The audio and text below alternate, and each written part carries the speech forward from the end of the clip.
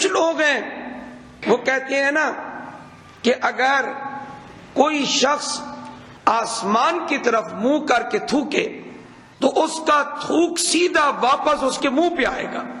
ابو بکر کو گالی دینا، اتنی عظیم شخصیت کو بکواس کا ہدف بنانا اور ابو بکر صدیق پر تان اور تشنیع کرنا، یہ اپنے آپ کو گندا کرنے والی بات ہے۔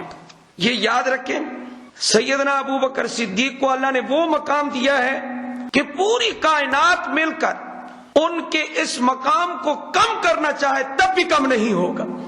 اس کی وجہ یہ ہے، یہ کوئی انتخابات سے نہیں آئے، یہ کوئی ووٹوں سے نہیں آئے نبی کے مصلی پر، یہ کسی بادشاہ نے ان کو نہیں چنا۔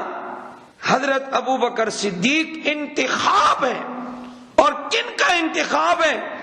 ابو بکر صدیق یہ اللہ کا انتخاب ہے اور رسول اللہ کا انتخاب ہے صلی اللہ علیہ وآلہ وسلم۔ اس لیے یاد رکھیں، کسی کے میڈیا پر بکواس کرنے سے یا اپنی مجالس میں زبان درازی کرنے سے ابو بکر کی شان میں کوئی کمی نہیں آئے گی۔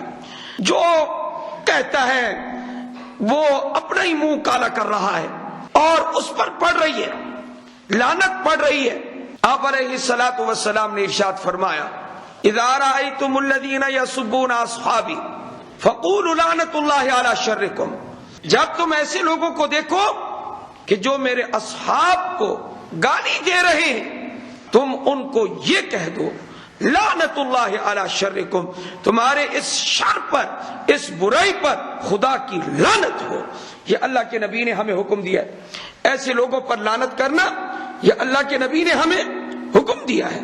اس لیے اللہ کی طرف سے ایسے لوگوں کے لیے رحمت کا تو سوال ہی پیدا نہیں ہو سکتا۔